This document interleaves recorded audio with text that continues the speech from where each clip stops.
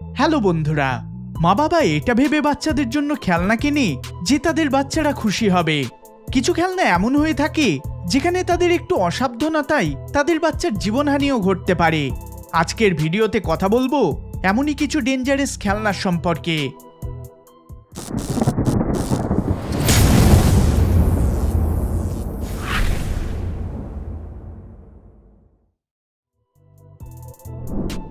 পাওয়ার মাইট টুল set. যদি আপনি আপনার ছোট ভাই বোনেদের বা নিজের সন্তানকে এই যন্ত্রপাতিগুলি কিভাবে কাজ করে শেখাতে চান, তাহলে তাদের প্লাস্টিক ভার্সন কিনে দিন, কিন্তু কখনোই পাওয়ার মেটের এই টুল সেটটি দেবেন না। কারণ পাওয়ার মাইট টুল সেটের মেকাররা বুদ্ধি লাগিয়ে ভাবেন যে যদি তারা আসল যন্ত্রপাতিগুলোই মিনিয়েচার ক্রিয়েট করে বাচ্চাদের দেয় তাহলে কেমন হবে।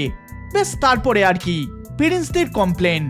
পাওয়ার মাইটের এই টুল সেটে অরিজিনাল যন্ত্রপাতি মিনিয়েচার ভার্সানে বাচ্চাদের জন্য প্রোভাইড করা হয়, যার মধ্যে ড্রিলিং মেশিন, সার্কুলার স থেকে শুরু করে ড্রিল প্রেস পর্যন্ত প্রোভাইড করে, যেটা বাচ্চাদের জন্য খুবই বিপজ্জনক, যেটাকে পাবলিক কমপ্লেন্টের কারণে বাজার থেকে খুব শীঘ্রই তুলে নেওয়া হলেও এখনো বহু জায়গায় এটিকে বিক্রি হতে দেখা যায়।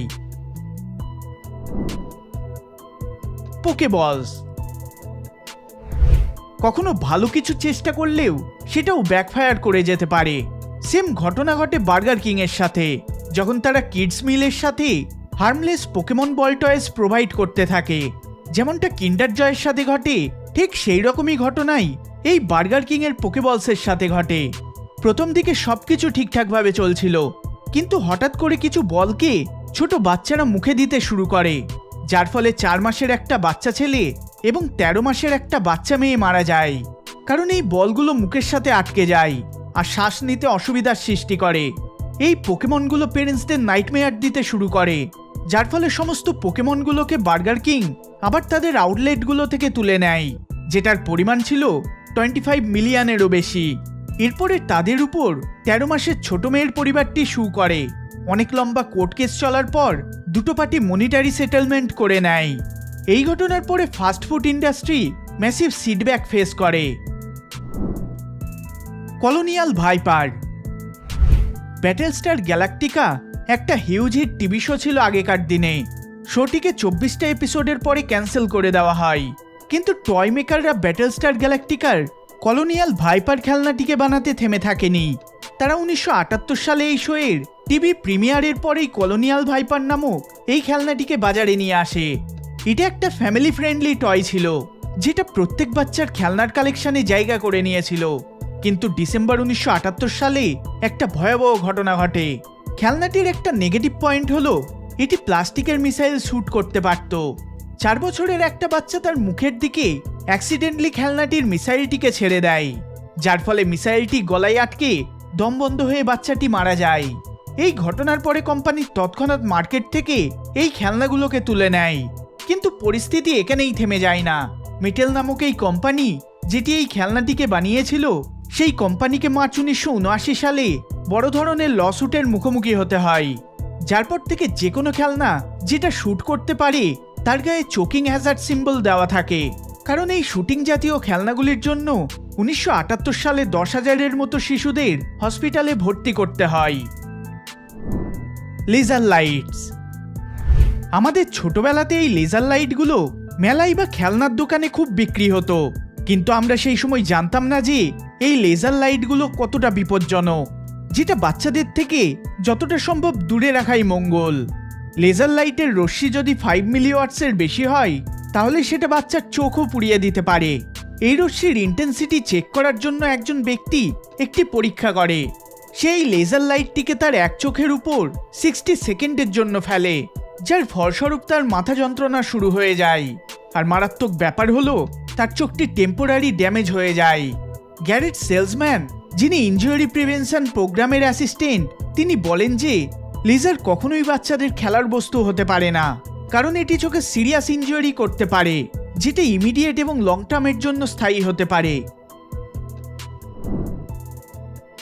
সুপার ব্যাং ব্লাস্ট বলস। এক্সপ্লোসিভ বাচ্চাদের জন্য একদমই নয়। যেই এই খেলনাটিকে বানিয়ে থাকুক না কেন, তার সিরিয়াস মেন্টাল থেরাপি সেশনের দরকার। সুপার ব্যাং ব্লাস্ট বলস এইরকমই এক ধরনের খেলনা। এই বল দুটোকে একে অপরের সাথে বাড়ি মারলে এটি এক্সপ্লোড করে। এই রিডিকুলাস খেলনাটিতে বহু বাচ্চাদের হাত পুড়ে যায়। কোম্পানি এই ঘটনাটি দেখে সারপ্রাইজ হয়ে পড়ে যে এইরকম কিছু ঘটতে পারে। যাই হোক, অথরিটিস দ্রুত এই বিষয়ে অ্যাকশন নেয় এবং খেলনাটিকে ব্যান করে দেয়। Easy bake oven. অনেক ছোট বাচ্চারা বেক করতে ভালোবাসে। তারা তাদের মা বাবার মতন ওভেনে বেক করার চেষ্টা করে, কিন্তু সেফটি ইস্যুর জন্য ছোট বাচ্চাদের সেই রকম করতে দেওয়া হয় না। তার জন্যই 1963 সালে প্রথমবার রিলিজ করা হয় ইজি বেক ওভেন, যেখানে ছোট বাচ্চারা নিজেরাই ওভেনে খাবার কুক করতে পারে। 2011 সাল পর্যন্ত এই ওভেনে 100 ওয়াটের একটি লাইট বাল্ব লাগানো থাকতো। সেটাই জ্বলে এই ওভেনটিকে গরম করে এবং রান্না প্রস্তুত করে। বাড়িতে থাকা সাধারণ লাইট বাল্বগুলো কম ব্রাইট এবং টাচ করলে যথেষ্ট গরম ফিল হয়, তাও আবার 60 ওয়াটেই। কিন্তু 2006 সালে হ্যাসব্রোর ওভেনটিতে বাচ্চাদের আঙুল আটকে যায়, আর ভেতরে থাকা লাইট বাল্ব এতটাই গরম থাকে যে আঙুল পর্যন্ত পুড়ে যায়। প্রায় 240-এরও বেশি বাচ্চাদের আঙুল পুড়ে যাওয়ার রিপোর্ট আসে। আর 2007 সালে কোম্পানি এটিকে বানানো বন্ধ করে দেয় আর বাজারে থাকা ওভেনগুলোকে বাজার থেকে ফিরিয়ে নেয়। 2007 সালে 5 বছরের একটি মেয়ের আঙুল এতটাই ভয়ঙ্করভাবে পুড়ে যায় যে তার দুটো আঙুল কেটে বাদ দেওয়া হয়। এর ফলে হ্যাসব্রো কোম্পানিকে লসুটেরও মুখোমুখি হতে হয়। এই ভিডিওটি যদি আপনাদের ভালো লেগে থাকে তাহলে অবশ্যই লাইক শেয়ার করবেন, আর চ্যানেলে নতুন হলে সাবস্ক্রাইব করবেন। দেখা হবে পরের বার অন্য কোনো ভিডিওতে। ধন্যবাদ।